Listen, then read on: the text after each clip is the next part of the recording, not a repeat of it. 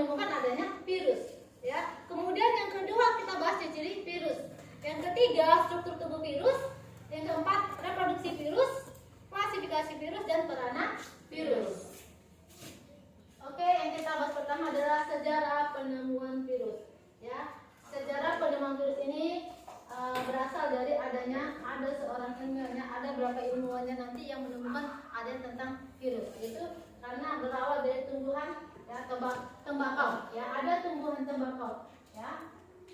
Yang pertama diteliti oleh namanya Albert Mayer ya, ahli Jerman tahun 1800. Ya, ini adalah tanaman tembakau. Ini tanaman sehat, ini tanaman penyakitan ya. Setelah diamati, dia mengambil tanaman tembakau ini yang sakit ini dan kemudian digiringnya tanaman tembakau yang sakit ini, kemudian dia dioleskan atau disemprotkan ke tanaman yang sehat. Ternyata beberapa hari kemudian tanaman tembakau ini menjadi tertular, ya kan? Menjadi tertular. Ya, tadi kan itu mengamati penyakit pada tanaman tembakau ini. Ya, ini tanaman tembakau yang sakit tadi kan, ditumbuklah dia. Kemudian ini taruh ke sini, ternyata tanaman yang sehat itu jadi juga tertular.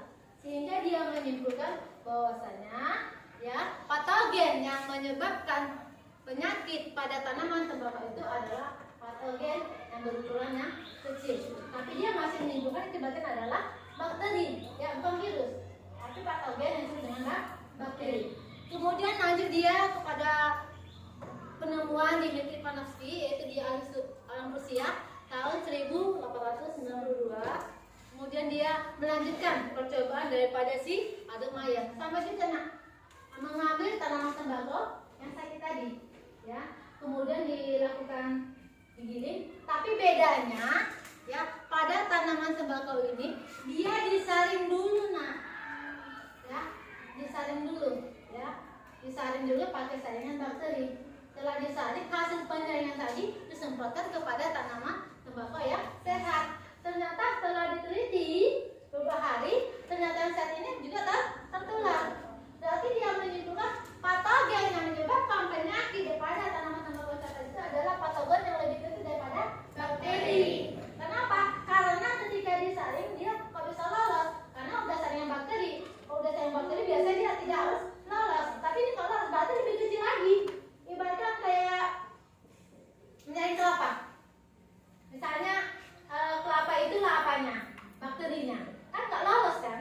Tapi kok bisa kelapa itu tumbuh daripada saringan tadi? Berarti dia patogennya lebih kecil daripada.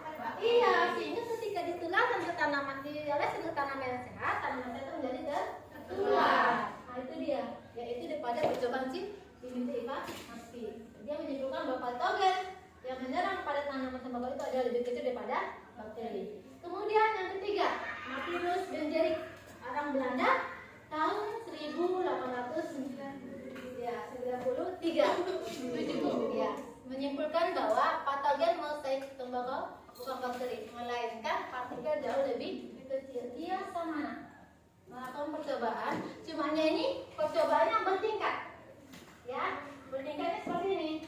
Pertama dia melakukan percobaannya daripada si Albert Mayer, ya kan? Dia bertingkat. Dia melakukan percobaan, diambil tanaman sehat itu ditumbuk, kemudian dioleskan lagi ke tanaman sehat. Ternyata beberapa hari tanaman sehat itu menjadi tertular. Kemudian tanaman yang sehat tadi, yang tertular tadi, paham? Paham maksud saya? Paham. Yang dari yang sudah habis dilakukan percobaan tadi, itu diambil daunnya, ditumbuk kembali, ya, dilakukan penyaringan lagi. Jadi percobaan yang kedua tadi, si Panofsky kemudian dioleskan ke tanaman sehat. Ternyata tanaman sehat ini juga menjadi tertular, ya.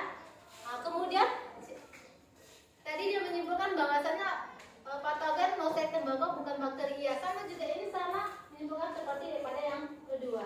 Ya, karena dia lolos dari penyaringan. Bedanya dia melakukan 2 kali. Ternyata kan dilakukan dioleskan tumbuh supaya tertular. Lalu yang tertular yang tadi dibuat lagi percobaan supaya menjadi tertular lagi, ya. Dia menyimpulkan juga bahwasanya patogen yang menyerang penyakit tembakau itu adalah bakteri. Kenapa nak? Coba dulu saya. Kalau mana badan? Sudah simpel masih ada di sini. Simpel dulu kalau makan ya. Kemudian yang keempat adalah Wendell Stanley, orang Amerika Serikat tahun 1935 berhasil menciptakan partikel penginfeksi, ya.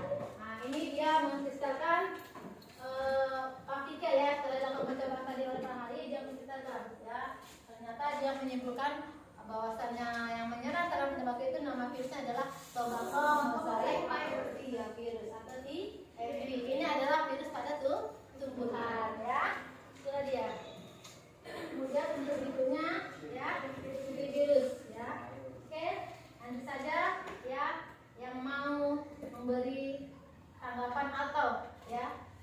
Yang mau seperti yang saya bilang kemarin, yang mau maju, ya. Mulai dari sejarah boleh, ciri-ciri boleh, ya. Ayo siapa duluan maju? Dana, tentang apa? Ciri-ciri virus. Oke, ada sana. Yang bisa lihat apa ya? Temennya bisa melihat ya. Tidak harus, boleh pakai kata-kata sendiri ya. Ditambahin untuk kamu lihat. Misalnya, ini yang pertama adalah itu artinya apa ya?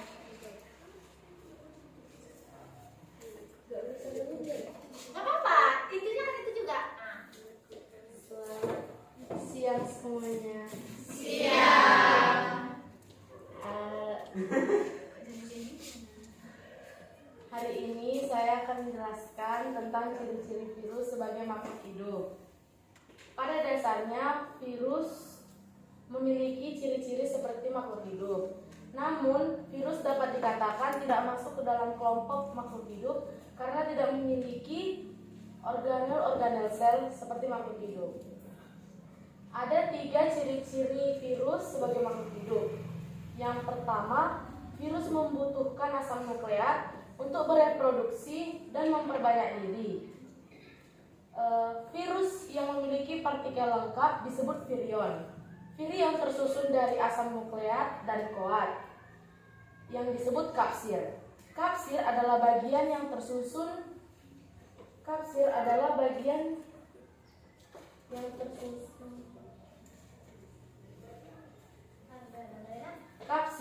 bagian yang tersusun dari subunit protein identik yang disebut kapsomer.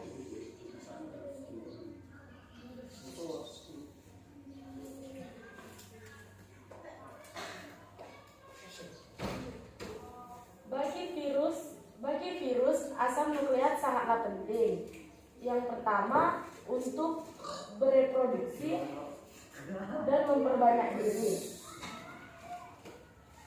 Tanpa asam nukleat, virus tidak bisa menjalankan perintah untuk menyalurkan partikel yang lengkap. Yang kedua, virus memiliki 2 jenis. Contohnya DNA dan RNA. Virus DNA mengandung nukleat yaitu deoksiribonukleat.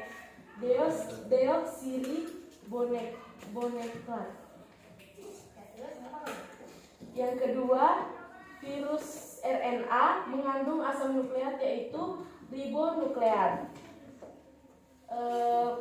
Yang ketiga,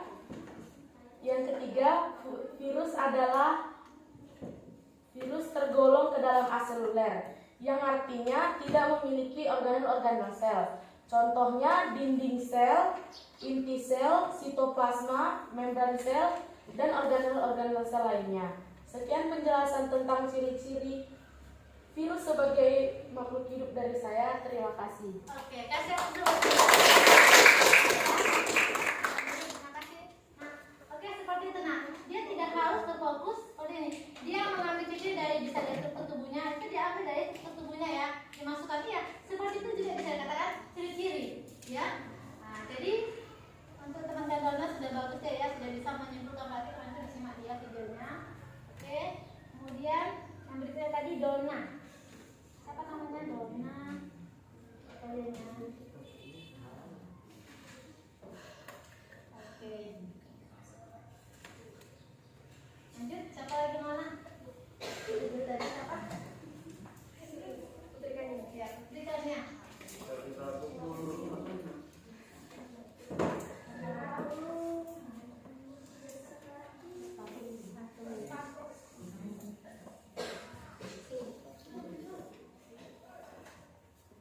Selamat siang teman-teman. Perkenalkan, nama saya Putri Kania Situmorang. Di sini saya ingin mempresentasikan hasil kerja saya. Adapun materi yang ingin saya presentasikan yaitu ciri-ciri virus. Pertama, pengertian virus. Virus adalah agen penginfeksi yang bereproduksi di dalam sel makhluk hidup. Ciri-ciri virus yang pertama, aseluler. Maksud dari aseluler adalah makhluk hidup yang tidak memiliki sel dan organel sel dan tidak dapat melakukan metabolisme atau bereproduksi sendiri. kedua, tidak memiliki sitoplasma dan organel. Yang ketiga, hanya terdiri dari satu jenis nukleat, yaitu DNA dan RNA. Yang keempat, mikroskopik. Maksud dari mikroskopik adalah virus memiliki ukuran yang sangat kecil dan tidak dapat dilihat secara kasat mata, namun dapat dilihat menggunakan alat. Yang keempat, dapat dikristalkan, namun masih memiliki patogen jika diinfeksikan ke organisme hidup lain. Yang kelima, tidak dapat melangsungkan metabolisme sendiri. Karena apa? Karena virus tidak memiliki sel dan organel sel. Yang keenam, parasit intraseluler obligat. Jika virus tidak menemukan sel makhluk hidup yang akan ditumpangi, maka virus akan mati. Yang ketujuh, tidak dapat melakukan. Yang kedelapan, bentuknya bermacam-macam. Bentuk virus terbagi menjadi 4, spherical, helix, kompleks, dan polyhedral.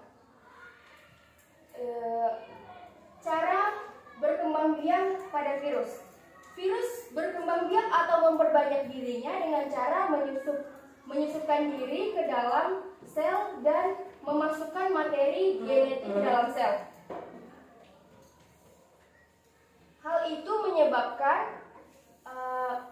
itu menyebabkan rusaknya metabolisme sel. Selanjutnya, sel dipaksa untuk mengeluarkan virus-virus baru. Kemudian setelah sel mengeluarkan virus-virus baru, sel akan mati.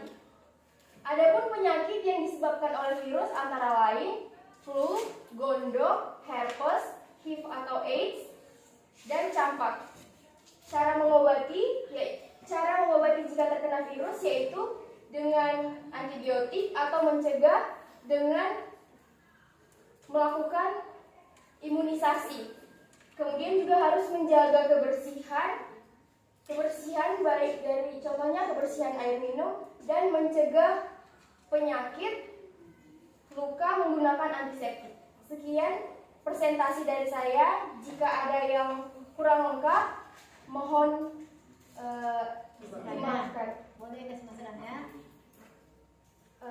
Jika kurang lengkap, teman-teman boleh kasih masukan yang kurang. Terima kasih, selamat siang. Ya, presentasi juga sangat bagus. Masih 2 orang, kayaknya masih pertama aja sudah bagus dan nanti lainnya. Wah, ini terbatas ini berarti nanti ini bisa ini semua presentasinya nggak apa-apa ya, nggak apa-apa nanti presentasinya utama ujian itu nanti nilai kedua ya. Semoga bagus ya, siapa Putri, Dania dan semua orang ya ambil ringkasannya ya. Kemudian itu tadi saya sudah ceritakan dia di ini. Dari mana?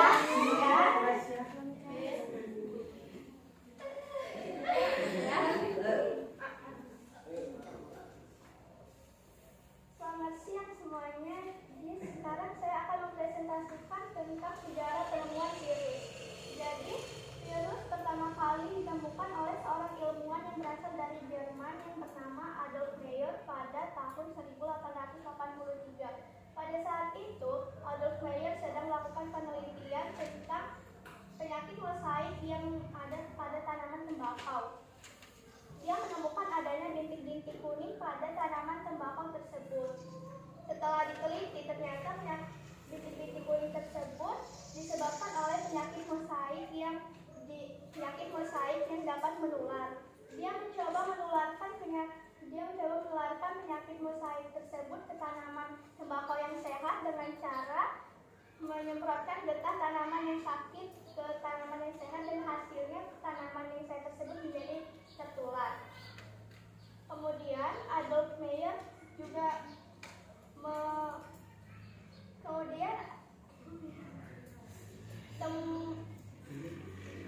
kemudian ada seorang ilmuwan yang berasal dari Rusia yang bernama Dmitri Ivanovsky. Pada tahun 1992 dia melanjutkan penelitian dari Adolf Meyer.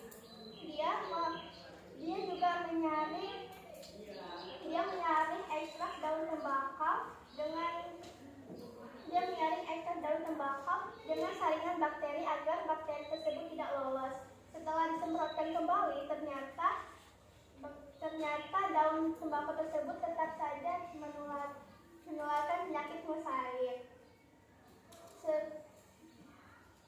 Setelah itu, Iponescu memiliki dua kesimpulan dari hasil penelitiannya, yaitu yang pertama, Iponescu penyakit dari daun tembakau tersebut bukan disebabkan oleh bakteri, melainkan ada partikel lebih kecil daripada bakteri. Yang kedua adalah partikel yang lebih kecil tersebut dapat menembus jaringan. Kesimpulan kedua dari Iponescu tersebut dibantah oleh seorang ilmuwan dari Belanda yang bernama Martinus Beijerinck. Martinus Beijerinck tersebut membantah dengan melakukan penelitian yang sama seperti Iponescu. Perbedaannya, dia menambahkan zat alkohol pada ekstrak daun tembakau yang telah disaring. Dia menyemprotkan kembali ekstrak daun tembakau tersebut, namun hasilnya tetap sama. Dia melakukan pengulangan beberapa kali, tapi hasilnya tetap sama. Jadi kesimpulan yang didapat dari penelitian Martinus Beijerinck tersebut, penyakit mosaik itu bukan disebabkan oleh bakteri, melainkan adanya cairan yang bersifat patogen yang bisa disebut sebagai Columbium fluidium yang sekarang disebut sebagai virus atau artinya racun yang berbahaya. Penemuan dari Martinus tersebut dibuktikan oleh seorang ilmuwan dari Amerika yang bernama Wendell Meredith Stanley pada tahun 1935. Dia mencoba mengkristalkan atau mengisolasi virus tersebut agar aktif. Namun mengisolasi virus tersebut, setelah diisolasi, dia menemukan bahwa virus tersebut masih saja tetap aktif walau dalam fase kristal. Setelah penemuan dari Wendell Stanley tersebut, tentu saja mendorong beberapa ahli cabang biologi untuk meneliti lagi tentang virus. Cabang biologi yang meneliti tentang virus bisa kita sebut sebagai virologi. Jadi sebenarnya virus itu adalah makhluk hidup atau bukan. Sampai saat ini penggolongan virus sebagai makhluk hidup dan makhluk tak hidup masih belum pasti. Makhluk dikatakan sebagai makhluk hidup. Virus dikatakan sebagai makhluk hidup karena dia bisa melakukan kebanyakan diri atau replikasi. Sementara virus tidak bisa dikatakan makhluk hidup karena beberapa alasan, yaitu yang pertama, dia bukan merupakan sel atau aseluler. Sementara semua makhluk hidup yang bisa dikatakan hidup harus memiliki sel. Alasan kedua, virus hanya terdiri atas satu asam nukleus saja, yaitu bisa berupa DNA atau RNA saja. Alasan yang ketiga yaitu virus dapat dikristalkan. Itu menunjukkan bahwa dia lebih memiliki ciri-ciri mineral daripada ciri-ciri kehidupan. Begitu presentasi saya tentang sejarah virus atas kekurangannya. Ada yang mau bertanya? Yang bertanya? Tidak ada. Terima kasih. Medan-medannya lulus ya? Iya, Bu. Oke ya, presentasinya mungkin naik tambah lebih bagus ya. Iya, biasanya seperti itu, kalau dari awal sudah bagus, tapi berikutnya bagusnya gini. Si Dona bisa, saya juga harus bisa sama makan nasi. Dan dia bisa, saya juga harus bisa ya bagi kamu. Tarik nafas dulu. Keluarkan pelan-pelan ya. Oke, ya. Selamat siang teman-teman, perkenalkan saya Rizky. Di sini saya akan mempresentasikan atau menjelaskan tentang struktur virus. Secara umum, struktur virus diwakili oleh virus bakteriofag yang menyerupai huruf T. Bakteriofag ialah virus virus yang menginfeksi bakteri. Partikel virus yang lengkap disebut dengan virion. Virion yang terdapat pada bakteriofag terdiri dari 3 bagian, yaitu kepala, leher, dan ekor. Kepala, bagian dalam kepala berisi asam nukleat virus yang berupa DNA atau RNA. Kepala bakteriofag berbentuk polihedral dan asam nukleatnya berupa DNA. DNA tersebut diselubungi oleh bagian yang disebut dengan kapsid. Kapsid adalah selubung protein yang terdiri dari subunit-subunit yang dinamakan dengan kapsmol. Kapsmol ini bergabung membentuk kapsid. Selanjutnya leher. Leher ialah bagian yang menghubungkan kepala dan ekor, berfungsi sebagai keluarnya asam nukleat menuju ekor. Selanjutnya ekor. Ekor berfungsi melekatkan diri pada sel inang, terdiri dari serabut ekor dan lempeng dasar.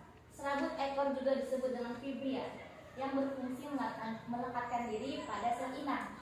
Sedangkan lempeng dasar berisi jarum penusuk yang berfungsi sebagai menginjeksi asam nukleat pada sel inang. Tetapi tidak semua virus memiliki kepala dan ekor. Contohnya virus influenza. Virus influenza memiliki struktur tambahan, yaitu envelope, untuk sebagai menyerang stamina tubuh kita. Envelope ialah selubung di luar kapsid yang tersusun atas fosfolipid dan protein. Selain virus influenza, virus yang memiliki struktur envelope ialah virus COVID-19. Envelope memiliki sifat sensitif karena ia tersusun oleh lemak.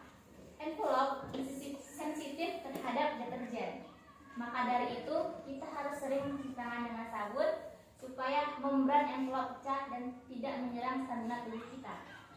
Envelope juga dilengkapi dengan spike.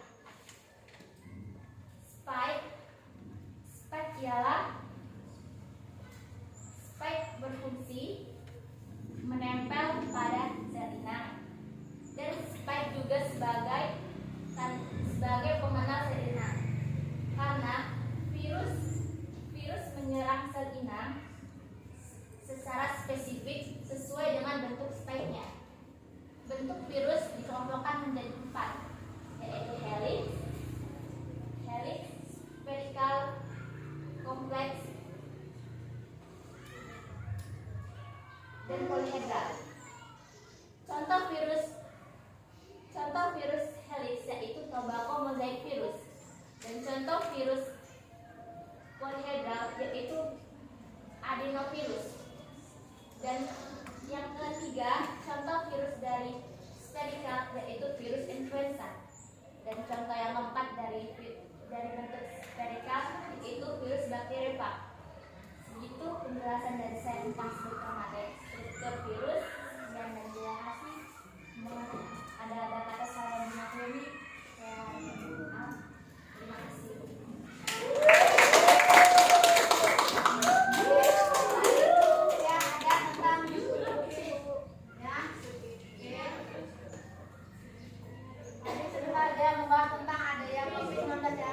Kenapa kita disuruh mencuci tangan? Ayo.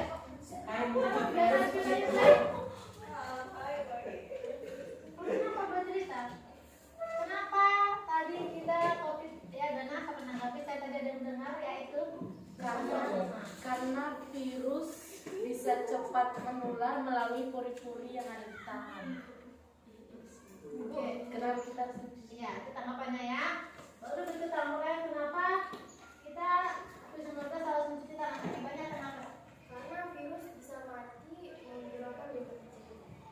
Ayo lagi. Ada lagi yang kurang pas ya. Apa tadi? Ayo sampai menanggapi kenapa tadi COVID-19 harus mencuci tangan, harus mencuci tangan. Karena apa? Ada apa? Ayo, siapa tadi yang menangkap ceritanya? Ada apa dalam virus itu sehingga dia harus cuci tangan? Karena apa?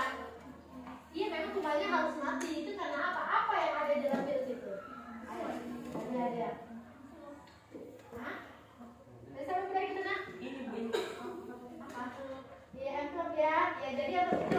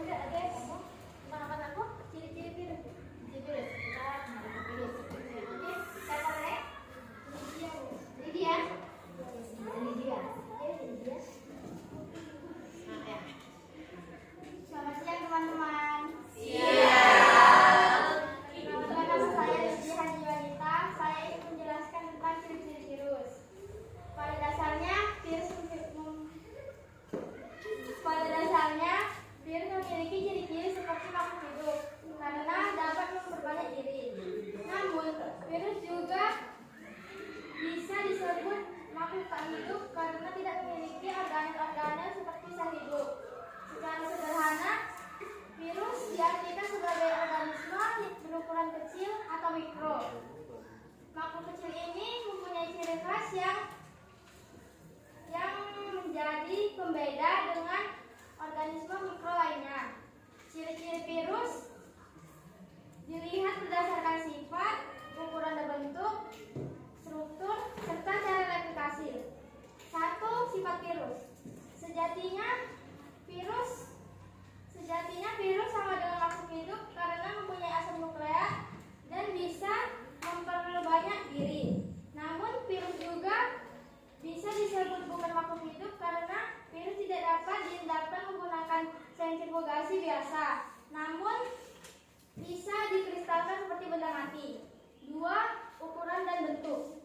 Ukuran virus berkisar 0,02 mikrometer sampai 0,3 mikrometer. Bentuk virus antara lain oval, bulat, batang, polihedral, dan huruf T. 3. Struktur virus. Struktur virus terdiri dari 1. Kepala virus. Kepala virus terdiri dari kapsid dan asam nukleat. 2. Leher virus. Leher virus berfungsi untuk menyangga kepala virus. 3. Ekor virus. Ekor virus berfungsi untuk melekatkan diri virus dengan sel inang. Ekor virus terdiri atas selubung ekor, serabut ekor, lempeng dasar, dan jarum penusuk. 4. Replikasi virus. Berdasarkan kemampuan virus menggandakan diri atau replikasi, reproduksi dari virus dikenal dengan sebutan proliferasi. Untuk bisa berkembang biak, virus harus menginfeksi sel inang yang berasal dari makhluk hidup lain. Sekian penjelasan tentang ciri-ciri virus dari saya. Lebih dan kurang saya mohon maaf. Selamat siang. Dia virus, tapi dia berbeda dengan kawannya ya. Ya, cipit ini tadi banyak cipit tapi berbeda dengan kawan seperti Dona ya, berbeda, ini juga berbeda ya. Oke, bagus sekali ya, mana cocok lah ya, dibilang terus ya. Oke, berikutnya siapa lagi nak? Oke, maju langsung maju. Mereka bisa makan tidak, sama makan nasi ya kan? Oke, kita silakan nak. Perkenalkan, saya Nikita Fatimah berdiri dari sini. Saya akan menjelaskan materi tentang virus yang mencakup tentang struktur virus, ciri-ciri virus, sejarah tentang virus. Yang pertama yaitu pengertian virus.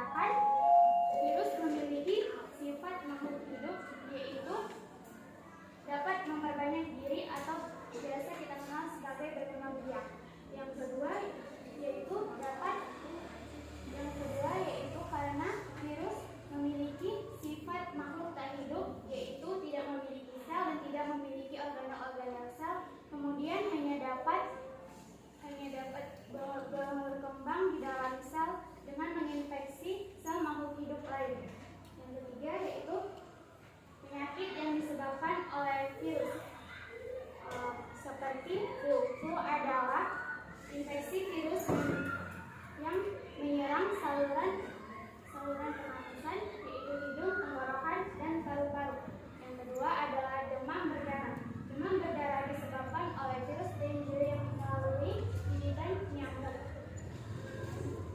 Gejalanya seperti pusing, kemudian bintik-bintik pada kulit hingga mencapai 24 jam sampai 72 jam.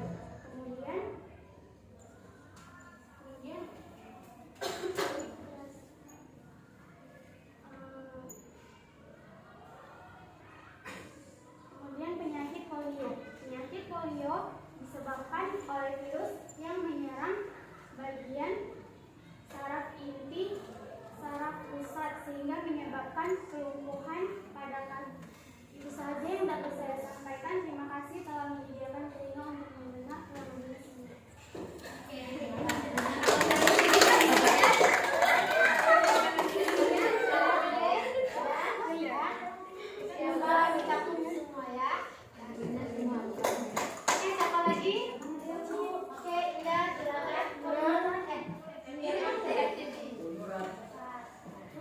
Ini nanti saya share di grup dulu ya.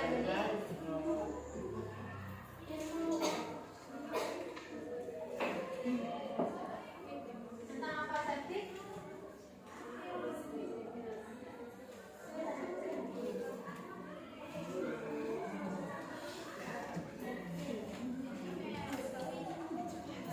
Selamat siang semua. Siap, Step. Perkenalkan, nama saya Setia Tirtoma. Di sini saya akan menjelaskan tentang ciri-ciri virus. Sebelum kita masuk dalam ciri-ciri virus, kita harus mengetahui dulu apa itu pengertian dari virus. Virus adalah agen penginfeksi mikroskopik yang dapat bereproduksi di dalam sel makhluk hidup. Jadi, virus itu hanya dapat bereproduksi di dalam sel makhluk hidup. Ya, karena virus itu tidak dapat berkembang atau tidak dapat mati. Ciri-ciri virus yang pertama kita ketahui adalah satu, aseseluler. Apa itu aseseluler? Aseseluler adalah sebuah organel yang terdapat di dalam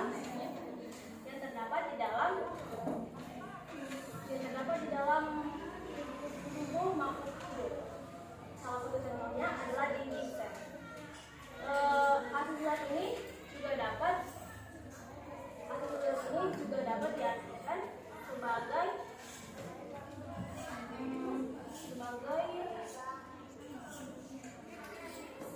sifat yang hanya dimiliki oleh makhluk hidup.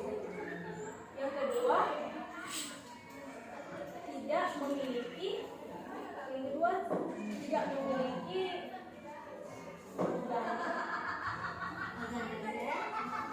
sitoplasma dan organel. Yang ketiga, hanya memiliki satu asam nukleat. Virus hanya memiliki satu asam nukleat,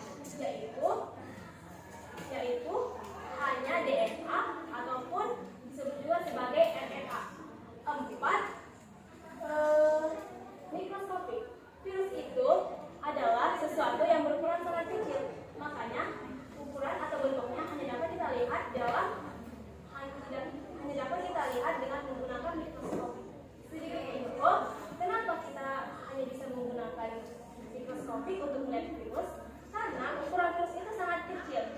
Kira-kira ukuran virus itu bisa kita ketahui dari 20 sampai 300 nanomikron ukurannya saja. Yang kelima, dapat dikristalkan. Virus itu jika tidak terdapat dalam sel makhluk hidup, maka virus itu akan mati. Jadi, salah satu cara yang paling umum yang dapat kita gunakan jika tidak dalam sel makhluk hidup tersebut dengan cara kita mengkristalkan virus tersebut, sehingga virus tersebut dapat bertahan walaupun tidak di dalam sel makhluk hidup. Yang nomor 6 yaitu parasit intraseluler atau organel. Parasit intraseluler atau organel ini dikatakan bahwa virus tidak dapat bereproduksi jika tidak terdapat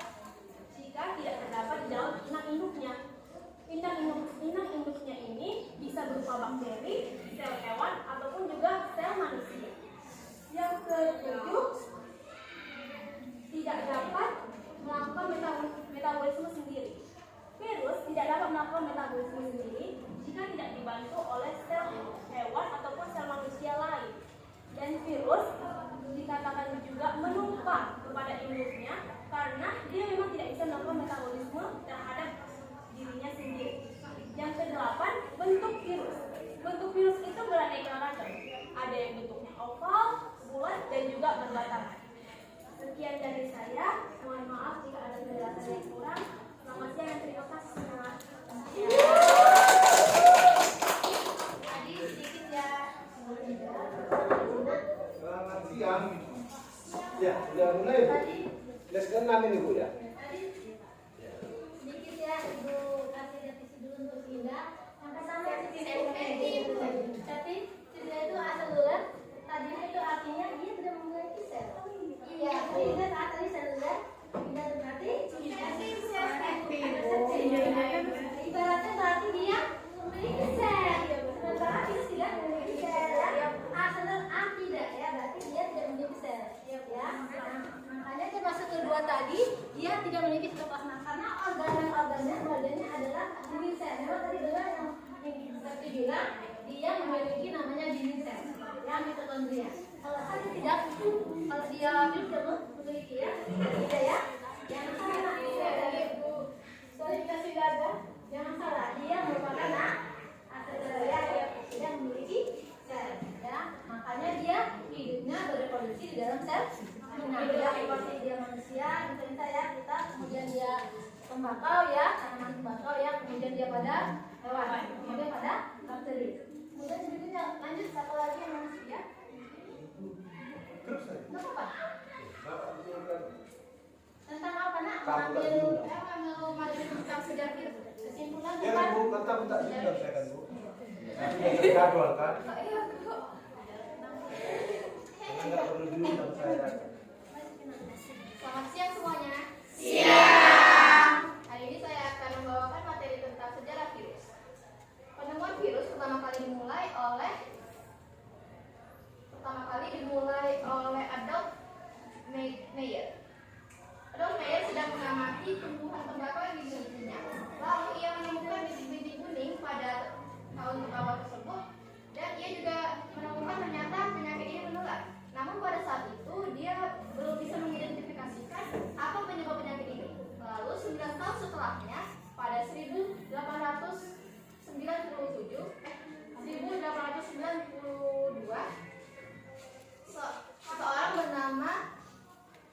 seorang bernama Dmitri Ivanovsky. Ia berhasil membuktikan bahwa patogen yang ada di dalam daun tembakau tersebut ternyata bisa melewati saringan Chamberlain. Lalu ia juga mengidentifikasikan penyebab penyakit ini. Penyebab penyakit ini adalah patogen yang sangat kecil yang menghasilkan toksin atau racun. Lalu pada 1897, seorang ilmuwan asal Belanda bernama Martinus Beijerinck, ia melanjutkan penelitian tentang perkembangbiakan patogen ini. Namun yang ia temukan ternyata patogen ini bukanlah bakteri, melainkan patogen yang jauh lebih kecil dari bakteri. Lalu ini diberi nama dengan filterable virus atau virus yang dapat melewati saringan. Lalu pada 1935, seorang ilmuwan asal Amerika bernama Wendell Stanley, ia berhasil mengkristalkan patogen ini dan patogen ini diberi nama dengan Tabasco mosaic virus atau TMV. Sekian presentasi dari saya. Kalau ada yang kurang mohon dimaafkan. Terima kasih. Oke. Bisa saya ganti kamu? Nanti dilanjutkan.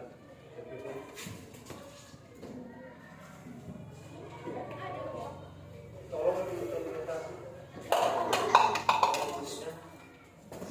Bentar ya.